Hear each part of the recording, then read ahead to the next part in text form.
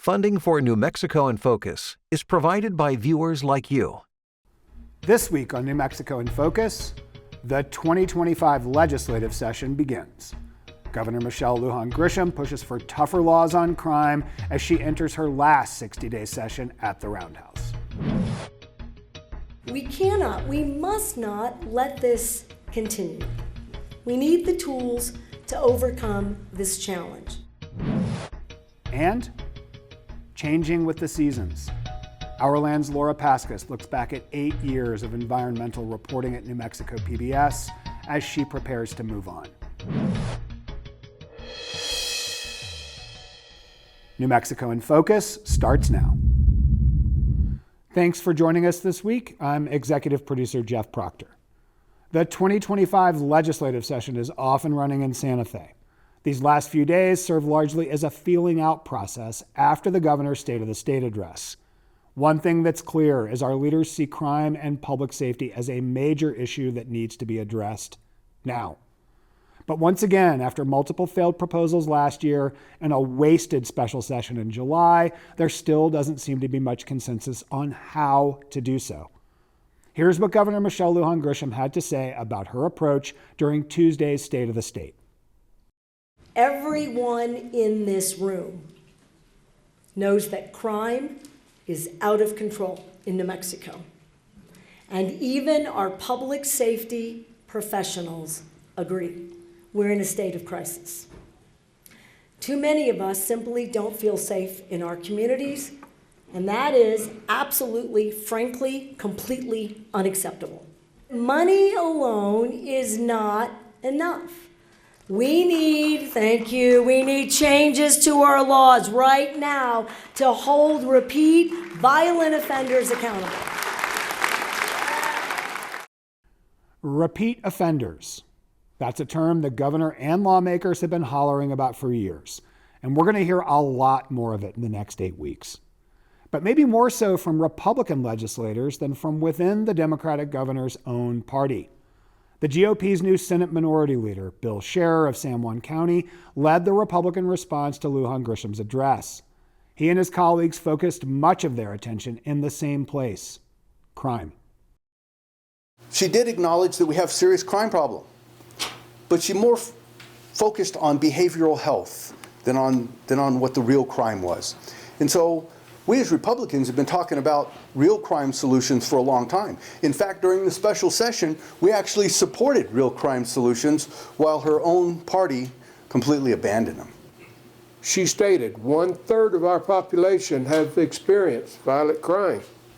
It's time to talk about putting more criminals into jail and quit the revolving door that's been going on.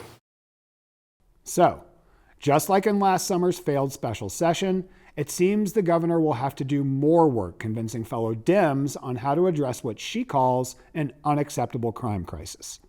That's where politics correspondent Gwyneth Dolan will pick up the conversation with 2 former legislators. My guests today are Democratic former state senator Dee Dee Feldman and Republican former state representative Justine Fox Young. Thank you so much for being with us. Thanks for having me. Thank you.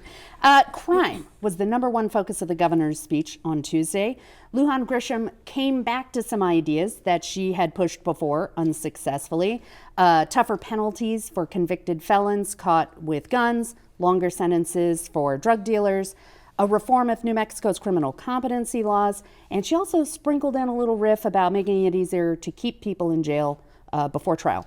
Dee Dee, is there any reason that we should expect the governor to have a different outcome with her party this session?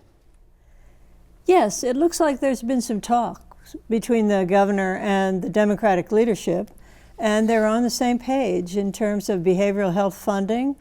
She mentioned that she wanted to devote, I think it was $100 million for behavioral health expansion. And I did notice that that was one of the first bills that was introduced in the Senate. Also, I think there have been pretty extensive hearings on the governor's proposals from the special session in the Courts and Criminal Justice Interim Committee. And remember, the Democrats said these ideas needed discussion and vetting, particularly the competency part and the involuntary commitment. I was very impressed with the governor's statement, which seemed to be directed to the Democratic leadership, that, her whole career, and even before she was governor, was focused on generational poverty in New Mexico and inequality. And she's, touted the many advances New Mexico had made in that direction.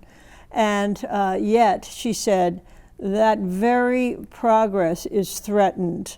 And the communities that we want to empower are threatened by crime. Yeah. And so I think she said, basically, I understand the civil liberties questions that many have about these issues, but we can come together to do the things that she and the legislature and the Republicans especially have been promoting. I thought it was a well-crafted speech. The good team of writers working on that speech. There was definitely some smoothness to it. But Justine, I was amused too to hear her say, "You can applaud for that." This is an applause line. Go ahead and applaud. But she did get the Republicans on their feet a few times, agreeing with her. She got a standing ovation after she mentioned stiffer penalties for violent repeat offenders. What do you think it says about the shift in the political scene that the governor is now playing a tune that the Republicans have had in their songbook for years? She was very conciliatory. She was very congratulatory to the legislature. She is concerned about legacy and the way she wants to be perceived, I think. There were some notable things missing from her speech. I guess that's what was most obvious to me. I mean, We're going to come back to that. And I'll speak to the crime bills, but she intentionally and deliberately did not talk about Trump and the inauguration, and instead she was speaking to the Republicans, and on the crime package in particular. To your question, will she have a different result? I would be surprised if she has a different result, but I think the perception may be different. And I guess the question that's more interesting to me and more important, I'm a criminal defense lawyer. I'm in court all the time on these preventative detention hearings, and so I see how it's actually playing out on the streets. Will it make a difference? Will it make a difference? Will we have safer streets in Albuquerque, statewide, with any of these measures? And I think the answer is no. And the reason is these agencies are so overtaxed. They're so overburdened. The caseload is too high, and they are taking every single case to a hearing. They are locking everybody up. For any case where there's a perception that there was a gun involved, you're going to do 5 days in jail, and then you're going to go to a hearing, and many of them are going to get out. So we're not focusing on the worst of the worst, the repeat offenders. The DA's office is not able to afford the resources to the. So yes, those were applause lines, and the governor wanted applause lines. She wants commendation. She wants to have the feeling going into the session that we're working together. I don't know that she's going to have a really different result than she did on the failed special session on those bills. You took my question straight away from me about whether it's going to make a difference. Dee Dee, the governor has a background in public health, right? And she wants to apply that approach to some of these issues. During her speech, she brought up investing in behavioral health, which you mentioned earlier, and that behavioral health being substance abuse, mental health issues, things like that, as a way to improve public safety. But the Democrats have had 6 years to fix the problem that they keep reminding us happened during the administration of Republican Governor Susana Martinez. Is this public health kind of framing and approach what it's going to take to fix the system, to get everybody on board? Well, it's a combination. But I do think that the behavioral health stuff and the infrastructure for adequate treatment and maybe sort of short-term housing and programs for people who are homeless now is a big part of the solution, along with those measures that have been advanced before. But I'm thinking, based on what Justine was just talking, really what it comes down to is resources and money for the police department, for the district attorneys, for the public defenders, for those in the sort of criminal justice infrastructure, maybe for the judicial system as well. Well, and I'm not necessarily saying we need more resources. I think we need to do more with what we have.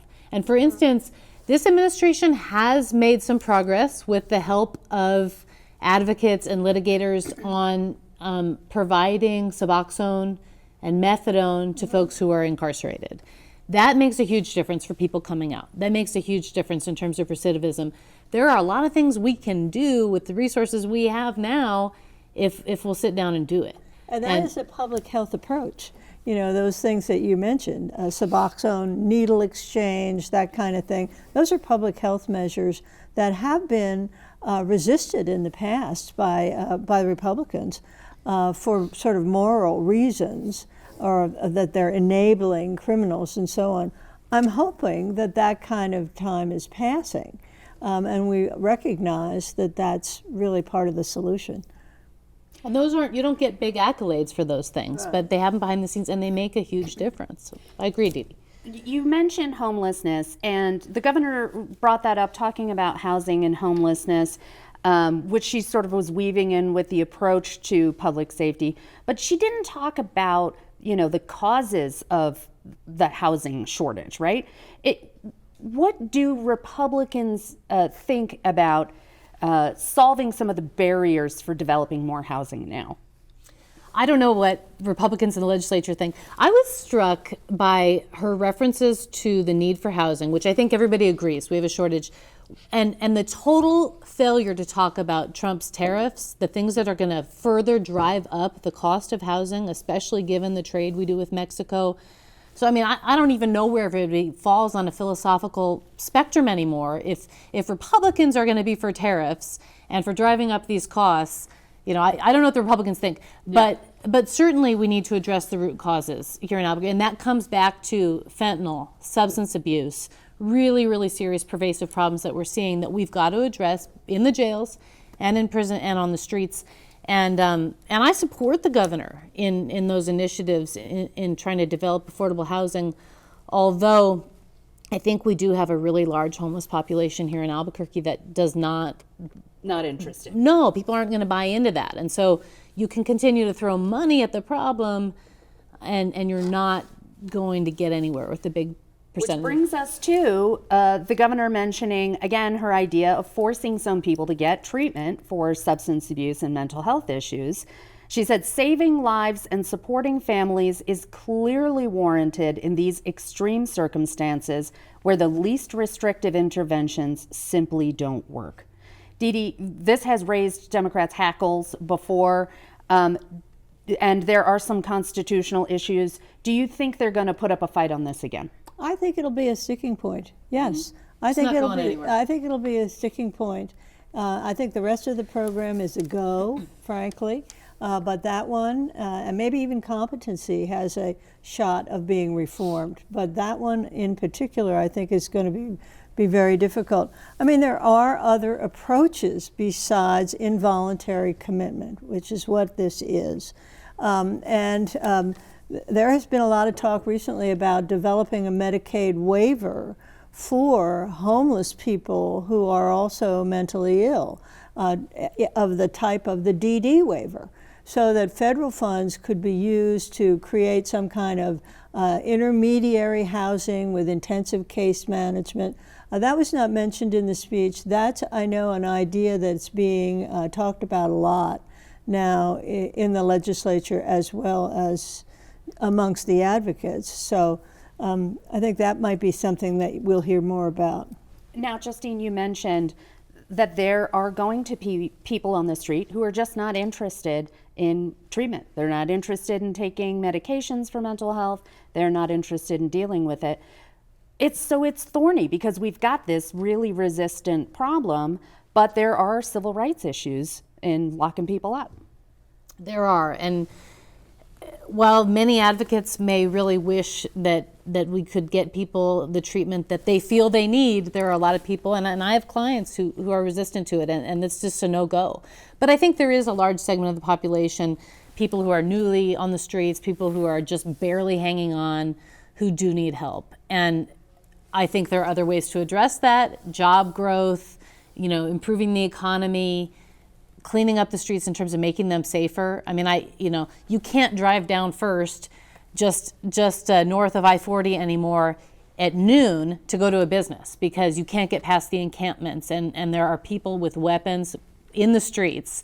So there are some pretty basic issues that our government needs to address that do not present civil rights and constitutional issues that I think should be first. There's a lot of low-hanging fruit, but that is a really difficult problem, and I don't think that involuntary confinement is the answer. Thank you, Justine and Dee Dee.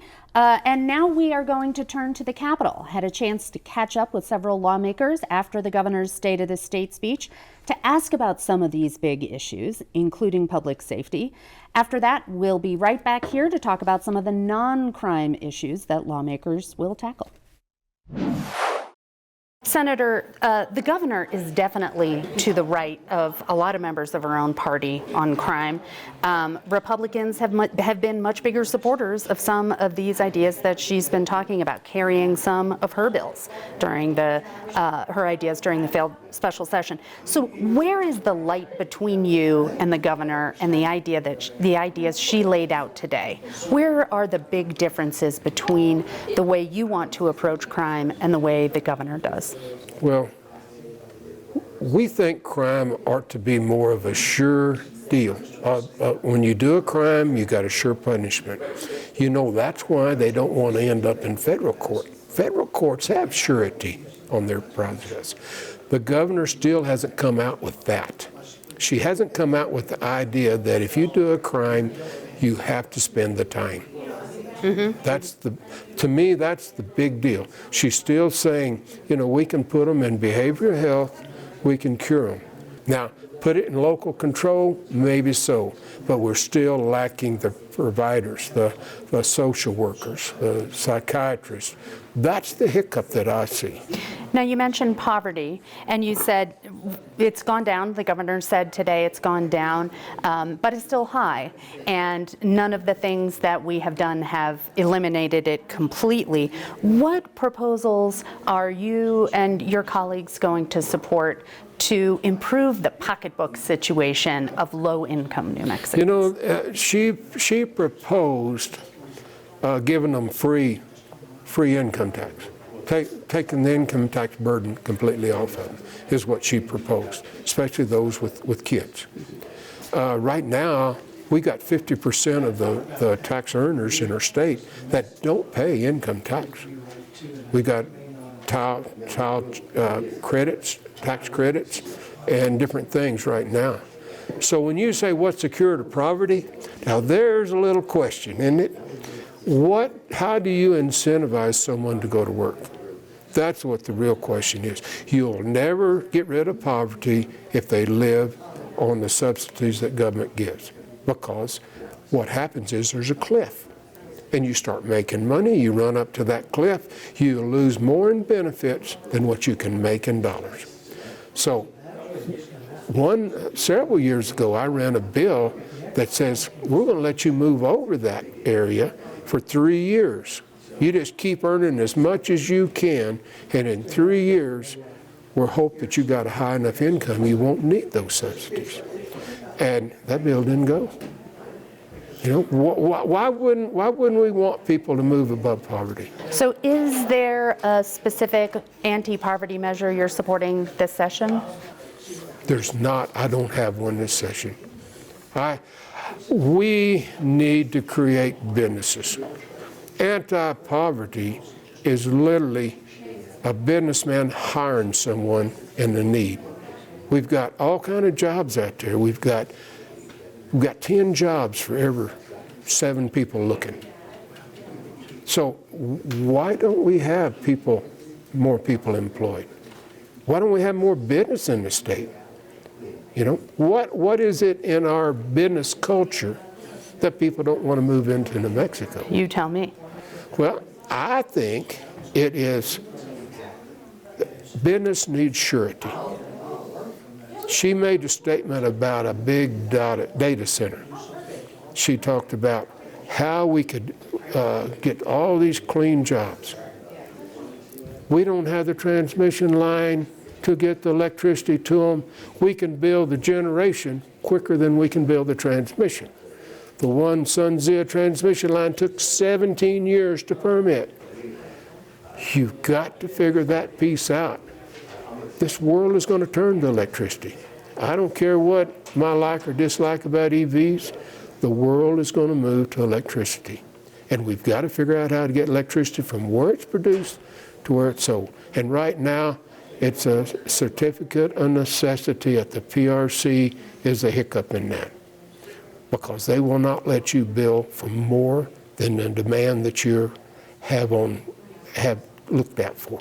If you can build a transmission line for a third more demand than is what required, you've got a cushion in there. Then you can say, Mr. Businessman, you want to move into our state? We can guarantee you electricity because we got a line here that can carry the load. Representative Szczepanski, you are now the House Majority Leader. I want to ask, what was your personal biggest applause line in the governor's speech today? One thing that you're 100% on board with that you're going to, fight like heck for. Oh my gosh, there was a lot in that speech that I really agreed with, but her focus on child well-being was really exciting, particularly talking about independent oversight of CYFD, talking about making sure that kids have access to a great education. Those were things that I just was really excited about. Of course, the biggest part of her speech was crime, and Democrats in the Roundhouse have not traditionally been on board with her last big pushes for crime. Was there something there that you can go along with? You know, we are working hard to make sure that the people of New Mexico feel safe in their communities. I drive around the Santa Fe community where I live, and I see a lot of people that need help, and we need to do a better job of getting them help. So when she started talking about behavioral health care, that is something that House Democrats have prioritized. Behavioral health care, a huge investment, $200 million. Let's start building infrastructure around the state. Let's build physical facilities. And one of the things that I care a lot about is let's make it no wrong door. Let's make it a one-stop shop. You have one phone number to call. You have one facility in your community that is accessible that you can go to when you or someone you love needs help. That is something that we can do right now, and we have the funding available to do it, so let's do that. Now, Republicans told us today that they are really on board with tougher penalties for some crimes, for keeping people in jail longer, and giving them fewer opportunities to go back out on the street. Is there any version of tougher penalties you can be on board with? Absolutely. Our caucus has been looking at places in our criminal laws that we can do better. And so one of those places is human trafficking. One of those places is DWI laws. There are penalties needed for reckless driving. We see a lot of racing in our communities. That is something I hear a lot from constituents about. So there are places where we know that we can go in and strengthen some of those penalties. And you know what, we're open to all of the proposals. That's the key here, is that we're at the start of a 60-day session. Anything is possible. We're gonna work together. We're gonna work with our colleagues within the Democratic caucus, but also across the aisle to really make sure that we're all living up to those values of having a safe community, right? And we need to really think deeply at this point about what those solutions are. So I'm excited to find kind of that those opportunities to pass some great public safety policies for the state. Representative Szczepanski, thank you so much for talking to us. Thank you. Senator Block, thinking about the governor's speech, her State of the State speech, was there anything you heard that you liked? Her stance on crime, talking about crime, but where's she been for the past 6 years? She's kind of late to the dance, but I'm more than willing to work with her on some common sense crime legislation to make, basically we need more of a deterrence to We got to stop the revolving door. We need tougher laws. We have the priority is protecting our people. And I think after 6 years, the governor is finally coming around to seeing the light. So I appreciate that. What are you most optimistic that the legislature will pass and send to the governor on crime? Well, we got to see what bills get out of committee first. Like our leader said, Bill Ream had many bills that never get out of committee. So we got to take a look at what comes out of committee, and we'll go from there. What are you worried about as a Republican? You know, I'm sure you didn't love everything she said. What of the Democrats' priorities most gives you the angst? Well, a couple things. It's not me as a Republican, it's me as a New Mexican. I'm a taxpayer. I pay a fair amount in taxes. So when she kept saying free, it's not free. It's our money, it's taxpayer money, so stop using the word free. That just triggers me. The other thing is she's talking about more and more government regulation, new government departments. That's the last thing we need. So I'm not going to be able to support any of that, but I really appreciate what she's talked about on public safety. And by the way, the behavioral health, because I campaigned on that hard. That's near and dear to my heart with some personal history in my family. So I'm looking forward to seeing if we can find some good common ground, a lot of overlap. You know, if the bill is 80% of what I like, more than likely I think I could support something like that. Some of the governor's crime proposals, pretrial detention, civil commitment, some of her tougher policies she has a little bit more Republican friends than Democrat friends. If those are things that you want to support, tougher penalties in, for example, how would you try to persuade Democratic lawmakers? Well, I would partner with our Democrat lawmakers that are in Albuquerque, because that's where the main problem is in Albuquerque. So I think there's a lot of Democrats that want to come over and talk to us and partner with us, and we'll take them. But I'd like to focus on working with some of the lawmakers, definitely in Albuquerque, but on the healthcare piece, she really needs to focus on tort reform, because the healthcare system, quite frankly, you know who ruined the healthcare system in New Mexico? It was trial lawyers. They ruined the healthcare system in New Mexico. We have such huge malpractice caps here, and everyone flocked to Texas. And who does it affect? It affects the poor people, it affects the middle class people, it affects our tribal partners, and it affects the people that live in rural New Mexico. So that is a big priority as well at this session. Senator, thank you so much for talking to us. You're welcome. Good to see you.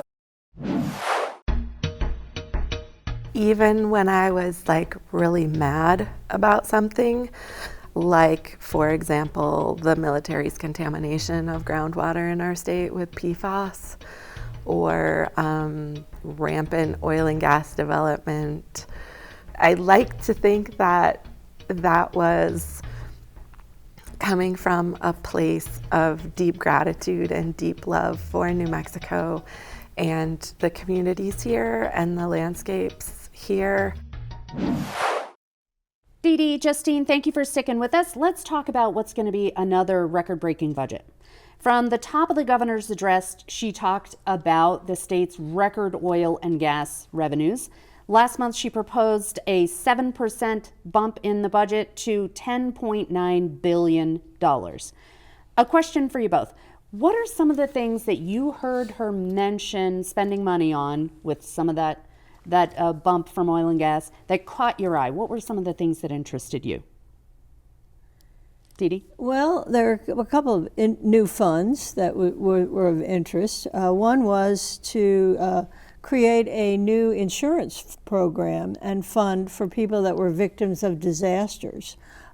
She mentioned that because of the unaffordable cost of insurance for many property owners due to fires and other catastrophes brought on by global warming. And then the other thing that really caught my eye was maybe a smaller total cost, but that is to address the foster child problem, she actually suggested increasing the stipend that foster families get up to $900 a month. And exempting from personal income tax. And exempting them from personal income tax. I thought that was pretty good. I thought that was an innovative solution. I don't know whether it will reap benefits to kids immediately, for sure, and they need some immediate results there. But that was one.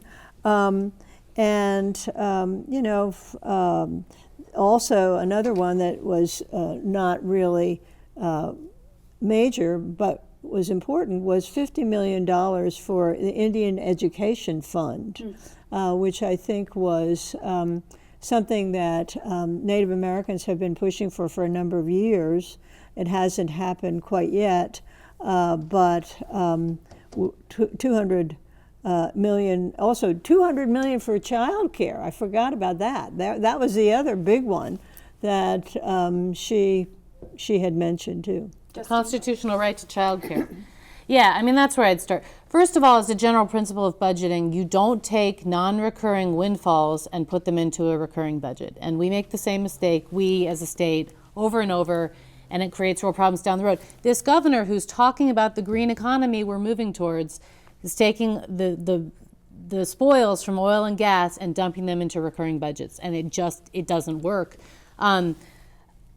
You got to look down the line at education. Where are we now compared to where we were 10 years ago, 20 years ago, 30 years ago? We're dead last. Mississippi, who under the Susana Martinez administration was right there with us, I think they were 50th and we were 49th.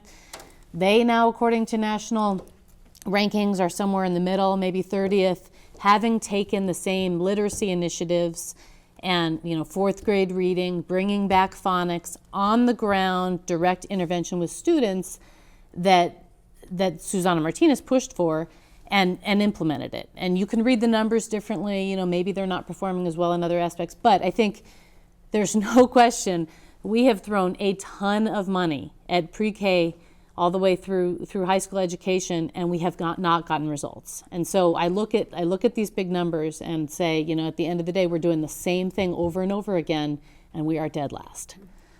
That's what struck me. Yeah, I mean, on the topic of using our windfall for recurring expenditures, I think it's a valid concern. But the legislature has done a lot to create permanent funds which they have invested and which are beginning to return interest, which goes into the general fund, and those are early childhood funds. That was established, I think, maybe 3 years ago, something like that. Not really enough time to see some results from that investment yet. But yes, we do need to do more. And I think that the governor cited a literacy program that boosted reading scores. Well, that's one pilot program. We need to do many more of those. And she mentioned the summer literacy program, and she said we should do that for STEM and math too.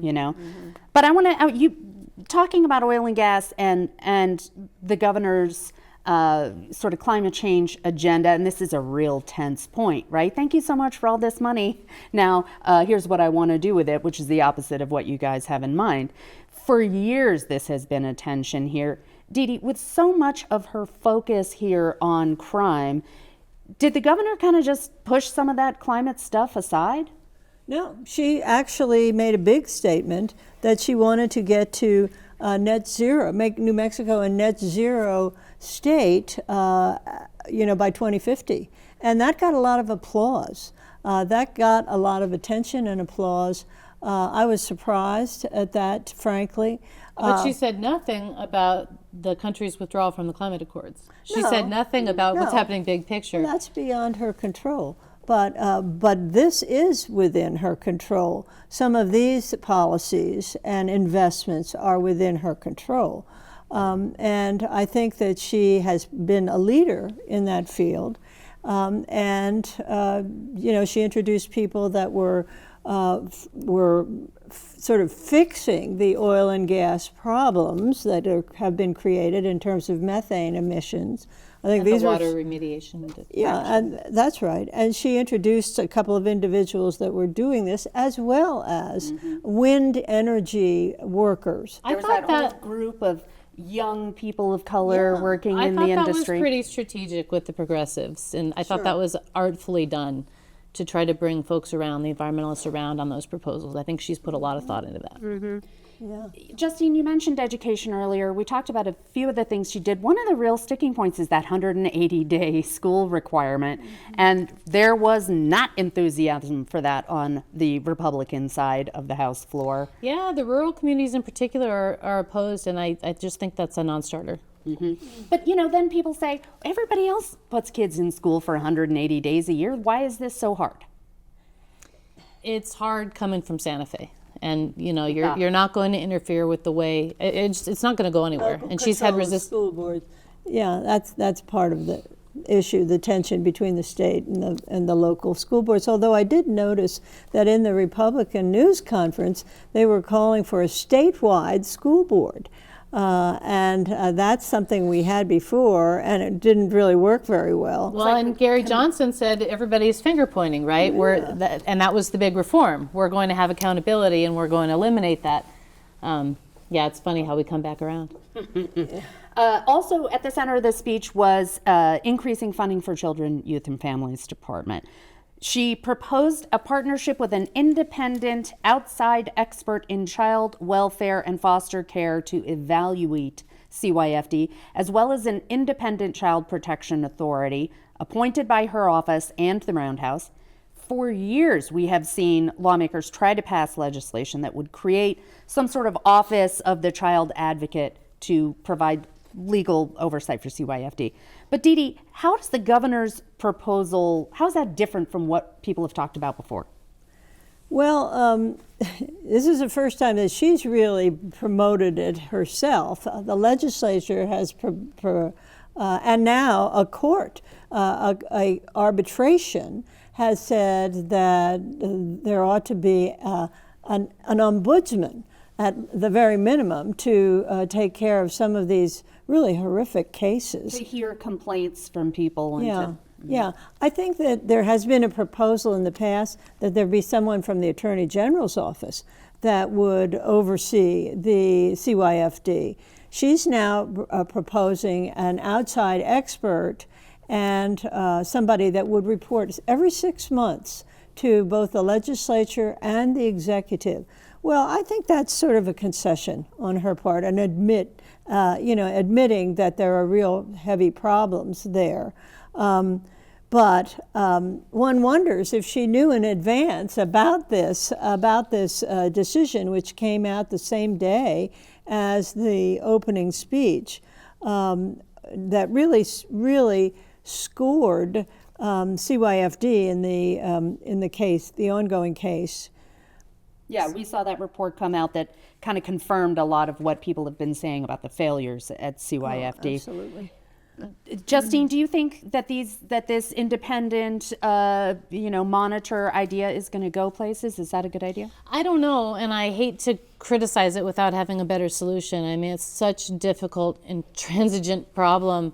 It makes sense to me that that's the governor's approach in some sense, because that's her background. She did that in healthcare. We're going to have ombudsmen in nursing homes and got some traction there.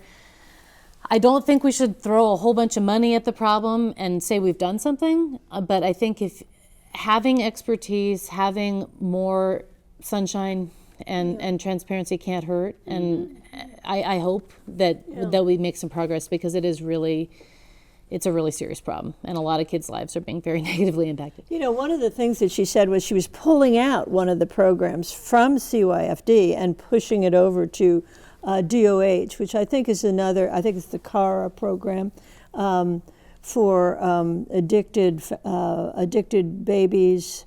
Right. And, I think that's an admission that the CYFD cannot handle this. Striking humility in some of these things. I thought so. Justine, I want to come back to you. Unlike previous State of the State speeches from this governor, we did not hear, this kind of fiery, democratic, ideal, big picture stuff. No talk about assault weapons all of a sudden. Nothing about reproductive rights or abortion. What else did you notice was not there? We talked about a few of these things, but... Well, it was impossible not to notice the day after Trump's speech, day after the inauguration, as troops, as Army and Marines are headed to the border, it was impossible not to notice the omission of any reference to how are we going to deal with mass deportations? To what extent is she going to cooperate? What happens if this is in the schools? How about churches? At what point? I mean, I think in November, the governor had said, we'll go to court, we'll get an injunction, we're going to fight. This is not going to happen on my watch. This is not the New Mexico I'm from, right? We're a multicultural state. This is going to impact families. This is going to impact the economy. This is going to impact trade. She was silent on it. So that was striking to me. But I think she, like many governors, mayors, Democrats across the country, are reading the room. They are afraid that Trump is going to be vindictive with federal funds. He has given every indication, and he has outright said that. And so she's being careful. I was pretty surprised, though, that she didn't touch on anything, on reproductive rights, on any gender issues. Yeah, no LGBTQ things, nothing about trans kids. Not even just to say, we're going to take care of our community here. This is not the approach we're... I didn't hear human trafficking. Right? It was really interesting. Justine, let me stay with you for a minute. Democrats, won most of their races in New Mexico in the last election, but Republicans made some notable gains. And Trump tightened his margin. He definitely he picked up about 50,000 votes, less so in Bernalillo and in the north, but in all the bedroom communities and certainly on the border, he's gained a lot of votes. And the governor is very hip to that, okay? And so I think she's being cautious because she's concerned about her legacy, and she wants chaptered legislation. She wants to pass certain things, and she's not going to let politics interfere. I think that's why she didn't descend into this kind of partisan diatribe that characterizes Trump's speeches so much. Instead, doing a traditional State of the State address, where she outlines the accomplishments of her administration and also outlines a program going forward. I think there's going to be plenty of time when she is going to be addressing some of the things that you mentioned about immigration, about health care, and about many other items that will become issues here in New Mexico. But she's not issued a press release. I mean, our AG did and joined the lawsuit right on birthright citizenship. Yeah, I mean, the silence is deafening. That's a direct role that the Attorney General has right away to respond to what he considers an unconstitutional She's measure. holding her political powder a little bit. Yes. Dee Dee, Justine, thank you so much for being with us today and for sharing your time, your expertise, and your wisdom. We close tonight's show with the end of an 8-season run here at New Mexico PBS. Hourland senior producer Laura Paskus is moving on. And what you're about to see is part farewell, part reflection. It's a conversation between two women who have dedicated their journalism careers to telling deep, empathetic stories about water, landscapes, the changing climate, and more. All rooted in New Mexico, this place where we all make our home. Source New Mexico's Danielle Prokop took the interviewer's chair for this one, and we are glad to show it to you. Thank you so much for joining me today, Laura. Thanks for being here, Danny. I want to start with this. Why have you dedicated your career to telling stories about a topic that so many in the public have already decided is inevitable, that the climate will change, that we cannot stop it, and that adaptation is useless? That's a great question. I think, one, because I love being outside, and that is an outside story. It is a story that needs to be told from the ground up. It needs to be told when you're watching rivers and wildlife and being in community. And I really think that, no matter what happens, in my dream world, humans get their act together and we decide to drastically cut our greenhouse gas emissions. But no matter what happens, this world, and specifically this beautiful state where we live, is worth fighting for and worth loving and worth being joyful in and worried about and educated about, no matter sort of what climate state it's in. You've spent a lot of your life witnessing the changes of climate. You've written a book about it, At the Precipice. You've just mentioned that it's even more relevant now, witnessing what climate change has done to New Mexico. What's changed? What's stayed the same? Yeah, the impacts of climate change in our state over the last 20, 30 years that I've personally witnessed, but really since the 1970s when we're talking about the big arc of climate change. Our rivers have less water in them. Our forests are dried out and insect infested, and in some places burned down. Our groundwater supplies have dwindled because we have been poor caretakers of our groundwater supplies. We've seen species shift and change and disappear. We've seen public health impacts. We've seen aridity. There have been so many impacts, and the thing that hasn't changed is there is almost no political action on climate change. Even the most well-intentioned politicians who understand that the climate is changing and pledge climate action during campaigns have done literally nothing to address climate change in New Mexico and the United States. You hold on to a lot of grief and a lot of anger and a lot of hope.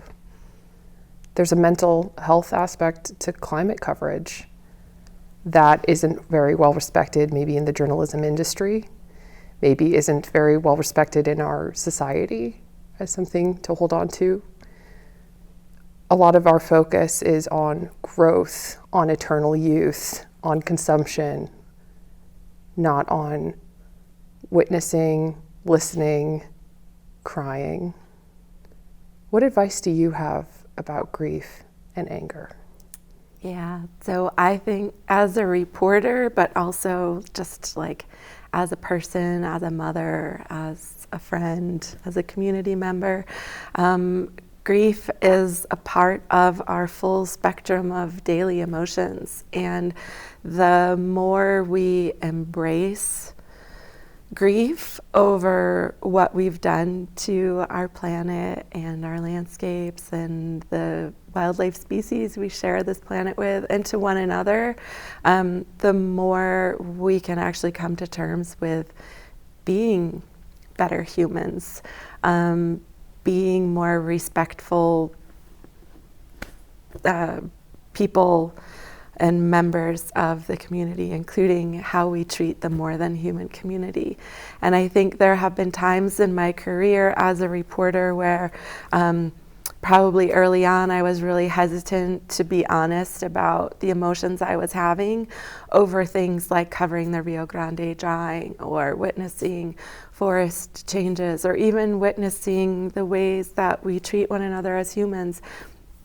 And once I stopped being worried what people would think about me if I showed any sort of vulnerability or emotion, I feel like my reporting became better and deeper and truer. And the feedback I heard from audiences and people who either read books or saw things on this program, people needed to hear some of that stuff, and the ways in which audience members have responded has made me know that being vulnerable as a reporter is the right thing to do. You may have felt like you were limiting yourself earlier in your career, but you have never shied away from colonization, violence, gendered experience of climate change. I wanted to point to something you wrote in a 2009 meditation on the West Mesa murders, where you wrote, "We as a society are often indifferent to the brutality suffered by women and by landscapes, particularly the ones that don't fit our moral or aesthetic ideals, the people and the places out on the margins." What do these words for you mean? What do these words mean to you 15 years later? Yeah, gosh, that's a hard one to hear because it makes me really angry that our community and our society here never cared about those women enough to solve those murders. We've never properly grieved their deaths, their murders, and supported their families after such a brutal episode of our city's history. So it makes me really angry to think all these years later, there's still been no justice for those murders. It's been a through line of injustice in your career. The climate story, while it's often framed as science journalism, is often a story of injustice, whether to non-human places or animals or ecosystems and beings, or very structurally racist or structurally misogynistic spaces. What message do you have for people, young people and others who desperately want this different world but don't feel empowered in this moment? What would you say to them? Yeah. So there are really great things happening in New Mexico when it comes to youth activism. Just throughout my career, I've seen that build. The youth voices around climate action really make me feel proud and happy and excited. And I feel like that young people are facing these incredible challenges and yet are still advocating for a better world, trying to protect spaces and communities and places. And I think the message that I actually have is for people who look like me. Older white people need to start asking what young people need from them. In the generational divide, there's often denigration, right, from older generations that this generation is asking for too much or is too entitled to something.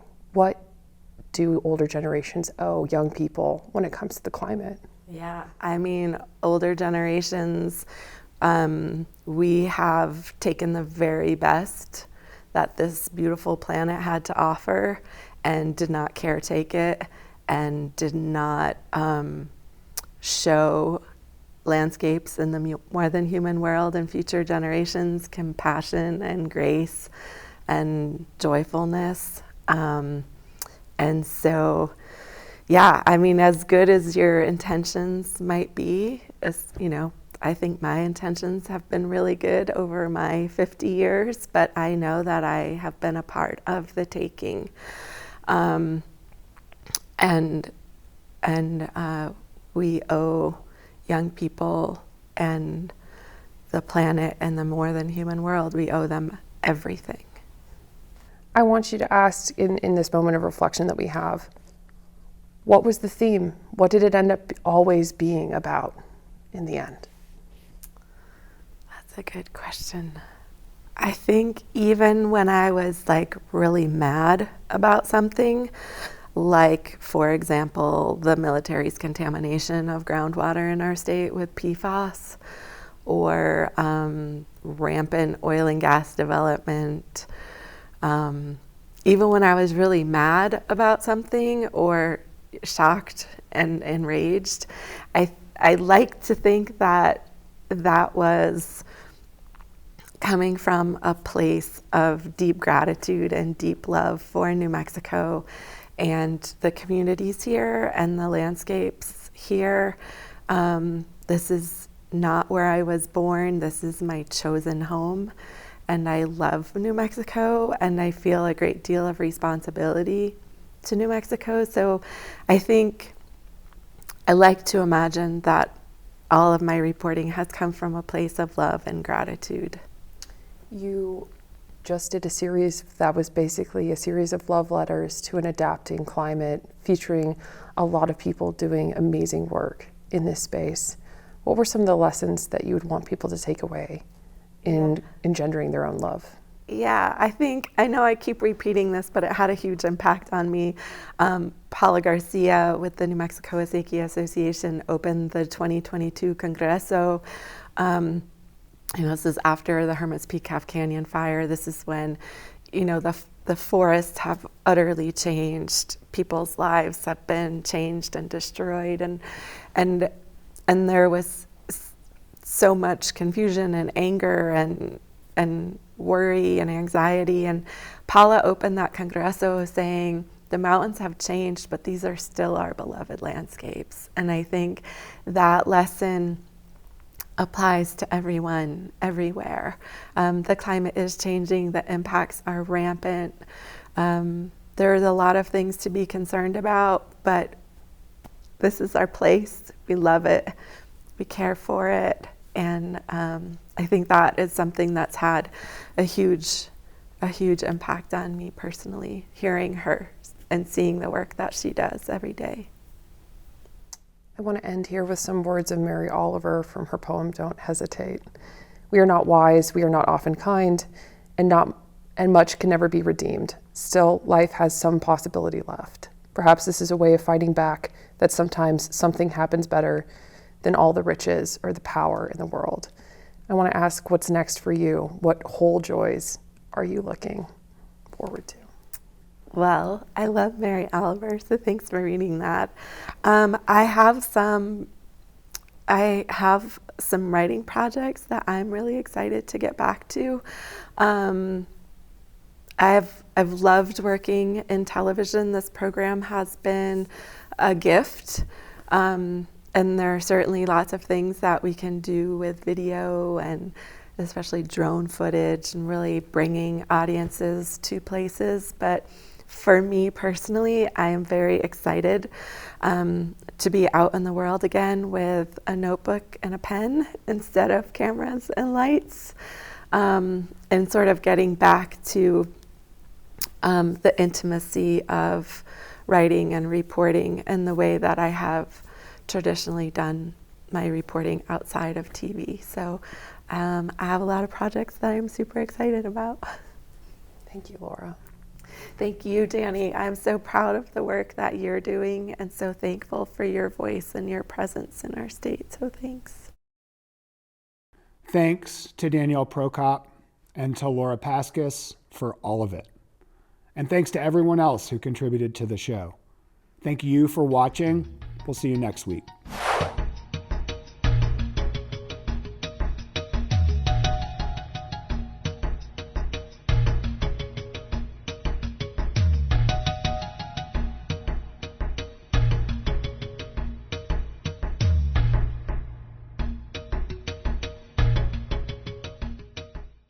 Funding for New Mexico in Focus is provided by viewers like you.